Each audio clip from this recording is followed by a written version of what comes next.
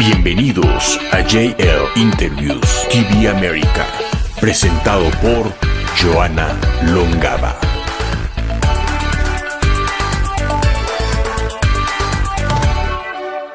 Hola, bienvenidos al programa JL Interviews TV América. Hoy hablo con Guillermo Rivas, argentino que radica en Perú y dueño de una de las más exitosas librerías de Lima, Book Vivant. Les invito a ver esa entrevista y que disfruten. Guillermo, muchas gracias por aceptar nuestra invitación. Tú estudiaste en Buenos Aires Ciencias Políticas. Así es. Y ahora te encuentras aquí en Lima, Perú, manejando una de las más exitosas librerías del país, de la ciudad. ¿Cómo pasó eso? ¿Cómo pasó ese cambio, ¿no? De Argentina a Perú y de política a literatura y vino? Política y literatura. No, bueno, la relación con el libro yo creo que siempre estuvo desde la adolescencia por mi padre, por la lectura en casa, por la biblioteca, etc. Siempre creí que había que tener un trabajo que fuera independiente de la política, porque a veces en Argentina es un tema bien crítico. Sí. Y así fue que empecé a trabajar para la revista de la Facultad de Ciencias Sociales, vendiendo publicidad para la revista. Entonces eso me llevó a relacionarme con muchos editoriales, empecé a conocer gente y de ahí me ofrecieron un trabajo en un momento para hacer... Pero todo siempre en Buenos Aires. Siempre en Buenos Aires. Me contrataron porque yo conocía mucho la universidad y conocía los ámbitos universitarios más allá de la Universidad de Buenos Aires. Entonces la editorial me dijo, un medio tiempo, necesitamos a alguien en Argentina que lleve los libros a los profesores, les recomienda que usen los libros y después avisarle al importador que traiga los libros, ¿no? Empecé con eso, trabajé para una editorial llamada Prentice Hall, llevando libros a los profesores, hablando con los profesores. El tiempo se convirtió en un tiempo más completo y después la empresa para la que trabajaba se instaló en Argentina, abrió oficinas y demás y me ofrecieron una posición ahí y en algún momento, bueno, había que mantener familias y había que dedicarse a trabajar más fuertemente todavía. Así que nada, pasé a ser director de comercial de Conosur para esta editorial que se llama Pearson, que era la dueña de Prentice Hall. Y de ahí, en una de las tantas crisis argentinas, la del 2001, sí, la más famosa, me ofrecen a irme de la empresa, de mi casa, o si quería, podía hacerme cargo de las oficinas de esa empresa en Perú. Entonces me ofrecieron despido o ir a trabajar en Perú, a abrir la oficina en realidad para Perú y para Bolivia. Así que en el enero del 2003 ya estaba viviendo aquí, abrí las oficinas de este grupo educativo llamado Pearson, que está muy vinculado a textos de enseñanza del idioma inglés, por un lado, y por el otro lado a texto universitario, ¿no? Que es lo que yo ya venía trabajando de antes. Así que me hice cargo de la oficina aquí, trabajé 4 años para ellos, después me trasladaron a Santiago de Chile, trabajé 2 años más para ellos ahí, y sumé como casi 15, 18 años trabajando para ellos. Y después ahí me volví a Perú como director del grupo Macmillan, que es un grupo también de texto educativo vinculado a la enseñanza del idioma inglés. Y de ahí estuve un poquito menos de 2 años, ya en Perú de vuelta. Me llaman de una editorial española que se llama SM. Entré a trabajar ahí y trabajé hasta el 2016, y ahí empezó a haber oportunidades de armar un proyecto más vinculado a lo cultural que a lo educativo. Así que en el 16 empecé a trabajar proyectos de librerías, empecé como consultor, después armé mi propio proyecto que se llamó Monoblog, después de ahí armé otro proyecto llamado Books and Company, llegamos a armar tres librerías aquí en Lima. Después la pandemia nos golpeó muy fuerte, tuvimos que cerrar 2 y yo después vendí mi parte ahí porque la empresa se convirtió en una empresa distribuidora de libros educativos, y ahí terminé de armar mi proyecto que es Book Vivant, que es librería, biblioteca, cafetería y una importadora y distribuidora de libros de literatura general, ¿no? Yo que siempre viajo a Buenos Aires, cada vez me sorprende la cultura que hay en cada esquina. Te quisiera preguntar, visto que tú viviste, bueno, en ambos países, ¿cómo ves tú esa cuestión cultural aquí en Lima, Perú, bueno, comparándolo con Buenos Aires o con otras ciudades del mundo donde viviste? Cuando te pregunten cuándo, cómo y dónde, responde Casa Tomada, librería y café. El lugar perfecto para comenzar el día con una taza de café. Comparte tus mejores momentos en nuestro cálido local y vive una experiencia única en donde podrás leer tu libro preferido. Mira, y siempre un poco la tendencia de la gente en general es ver como el medio vaso vacío, ¿no? Entonces todo lo que le falta a Perú. A mí Perú me abrió las puertas, me dio un trabajo, sigo aquí, y la verdad que me va bien. Entonces yo digo, Perú le faltan cosas, sí, le faltan cosas, pero tiene primero un gran espacio de oportunidad, ¿sí? Y ya si querés hablando netamente de lo cultural, ¿no? O sea, el desarrollo cultural de Perú es igual de Argentina, no, es igual de España, no, es igual de México, tampoco. Pero hay que entender también la historia, ¿no? O sea, no es que los peruanos decidieron tener menos desarrollo cultural que Argentina, que México o que España. Se dieron condiciones políticas, económicas, sociales. O sea, recordemos siempre que Lima era la principal capital de un virreinato en toda la América. Era la número 1, era la capital más importante de toda América. Y no hubo un proceso acá de élite liberal, cultural, independentista, como sí hubo en México, como sí hubo en Caracas, como sí hubo en Buenos Aires, sino que aquí estuvo la resistencia hasta el final. O sea, Perú, como virreinato, fue invadido, ¿no? por el resto de los americanos para tratar de quitar a los españoles de aquí, ¿no? Entonces, los procesos históricos son muy diferentes los de Perú de los de otros países, ¿no? Como construcción de una sociedad y de una cultura, ¿no? Y recordemos que España en ese momento era un país súper retrógrado, y aquí el virreinato de Lima era también súper retrógrado, ¿no? Muy controlado por lo religioso, etc. Cuando empezó a surgir, vino la guerra con Chile, que fue devastadora, devastadora. O sea, Lima estuvo tomada 3 años por el ejército chileno y devastada. Al día de hoy, la mitad de los libros incunables de la Biblioteca Nacional del Perú siguen estando en Chile, porque no se los devuelven todavía, porque fueron botín de guerra en la guerra. Entonces, hay muchas cosas para entender el punto de partida. Entonces yo digo, falta un montón. Ahora yo parto. Primero, estoy agradecidísimo con este espacio. Creo que hay mucho lugar para hacer cosas que yo no hubiera logrado hacer en Argentina, ¿sí? Entonces creo que lo que falta acá al mismo tiempo es una oportunidad para los que queremos hacer gestión cultural, para los que queremos hacer difusión cultural, o que queremos trabajar con el libro. Los países evolucionaron diferente, aquí hay mucho por recorrer. Lo interesante es que, a diferencia por ahí de Argentina, para no ir muy lejos, es que no vienen de 4 crisis culturales y sociales, sino que vienen de no tenerlo, ¿sí? Entonces, lo que hay para adelante, para mí es mucho más fácil que reconstruir cosas en Argentina, por ejemplo. Hay que empezar otra vez a rearmar, y está la gente más enojada, y está la gente herida, y hay un montón de temas por resolver muy complicados. Aquí, o sea, nunca hubo tantas librerías como hay ahora. Imagínate, yo en 2003 que llegué, había menos de 50 librerías en todo el país.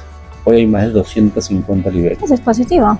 O sea, está creciendo, algo está pasando, algo está cambiando. Es una sociedad que tiene cultura, mucha cultura, lo que sí no ha tenido nunca inversión, ¿no? No ha tenido una inversión cultural, nunca ha tenido un Estado presente para promover la cultura.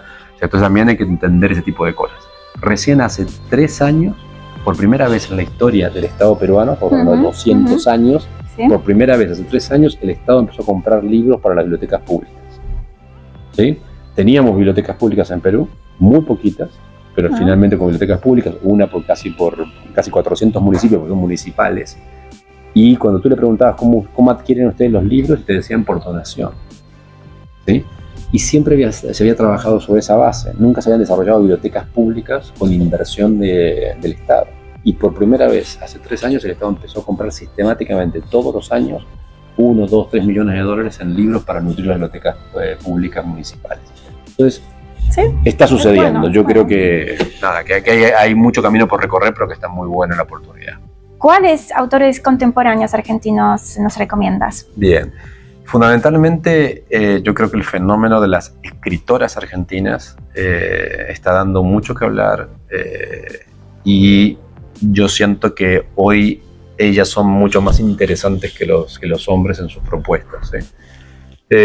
Mi preferida de este momento es Mariana Enríquez. Ella es una escritora joven que empezó como encasillada en una aparente escritura vinculada al terror, pero al poco tiempo creo que la gente se dio cuenta de que el terror era una excusa para escribir una Es muy excelentísima reconocida. literatura. Sí, pure por Sí. los Estados Unidos. Muy, Sí, sí, muy, sí, muy, sí, muy, sí. muy reconocida.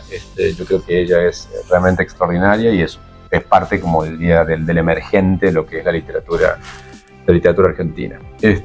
La otra, definitivamente, es Samantha Joestlein. Ella vive en Alemania ahora, pero siempre escribió en castellano y siempre se reconoció como Sí. argentina. También una de las más premiadas.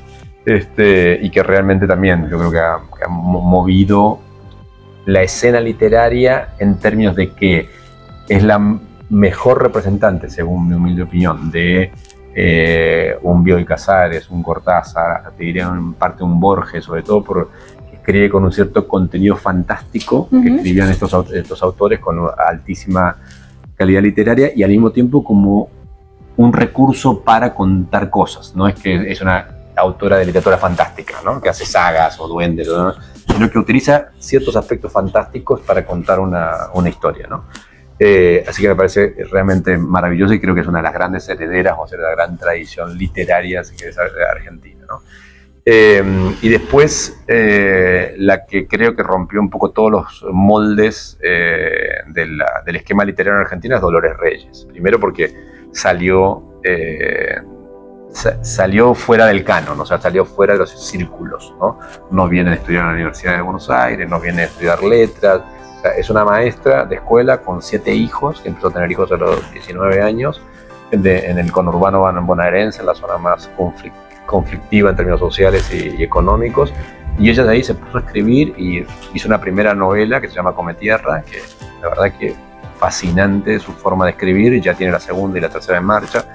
Creo que ella rompió como todos los moldes que había, ¿no? Porque aunque fueras mujer, igual tenías como que recorrer ciertos caminos para ser importante en la literatura argentina, y creo que ella rompió un poco todos esos moldes y hoy es una persona que viene de un extracto totalmente diferente al origen de casi todos los escritores, y que renovó la forma de escribir y que realmente tiene una forma increíble, ¿no? Así que para mí 3 autoras mujeres, te diría. ¿Y son tus preferidas en lo mismo tiempo? ¿Sí? Absolutamente mis preferidas, sí. ¿Algún escritor reconocido vino aquí a visitarte?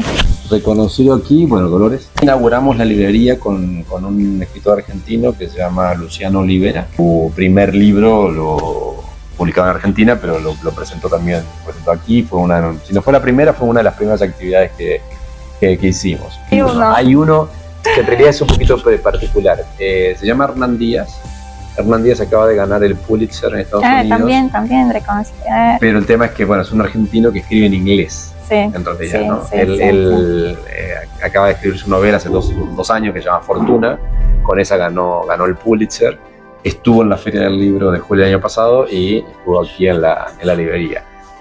Hablamos, o sea, habla como un porteño, o sea, o sea, para mí es un autor argentino, más allá que escribe originalmente en inglés, porque vive en Estados Unidos y demás. Pero ese sería, como te diría, como el más famoso autor argentino que ha visitado aquí la librería. De los escritores latinoamericanos, ¿cuáles libros eran bestseller en tu librería? Hablo del año pasado, obviamente. Te invitamos a Casa Tomada, Librería y Café. De lunes a sábado hasta las 10 de la noche. Avenida Petituars 3506 San Isidro. Estacionamiento gratuito para autos y bicicletas. Llámanos al 967-888-648. Encuéntranos en redes sociales. Casa Tomada, Librería y Café. Ajá. ¿Cuáles libros el más vendido el año pasado fue el de Jaime Bailey. Los Genios. Los Genios, sí. Hubo realmente una excelentísima campaña mediática. Jaime además se recorrió a pie todas las librerías. Se fue a cada librería, incluido la nuestra, vino, nos dio la mano, saludó, estuvo con nosotros. Y eso hizo una muy buena campaña porque a todos nos quedó las ganas de leernos el libro. Leímos el libro, después seguimos recomendándolo. Igual, como el libro está basado en un chisme de la pelea entre García Márquez y Vargas Llosa, tuvo su propia fama. Ese fue el más vendido el año pasado. Después,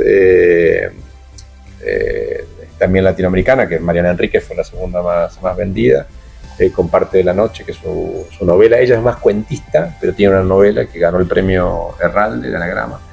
Fue la siguiente que más vendimos. La otra que vendimos muchísimo también fue Guadalupe Netten, que es mexicana, con un libro que se llama La hija única.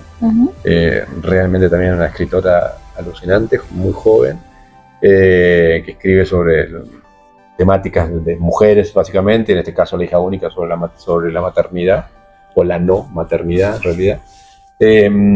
Y después, peruana, Chiara Roggero, fue el siguiente libro que más vendimos, que sacó por primera vez sacó una novela, pues ya generalmente trabajaba más como, no sé si la palabra es ensayo, pero como textos que publicaban en redes y demás. Ella apareció como una influencer y después creó una escuela de escritura, la cual coordinaba libros con textos pequeños literarios, que ahora se animó ella a escribir una novela. Obviamente Vargas Llosa golpeó fuerte con su nuevo libro, y el premio Alfaguara, que fue para Gustavo Rodríguez con Cien Cuyes. ¿Hay un libro que tipo te acompaña toda tu vida? Sí, he leído y releído y súper releído libros de poesía. ¿Sí? Te diría que por eso son más emblemáticos como el libro que me acompaña, porque lo que tiene la poesía es que no se termina nunca. Realmente, ¿cuándo terminas un libro de poesía? O sea, no es que se empieza por el principio y llegas al final y se termina el libro. Entonces la vuelta y el regreso es muy fuerte. Mi libro preferido se llama Espantapájaros. Es un poemario muy pequeñito de un poeta argentino llamado Oliverio Girondo.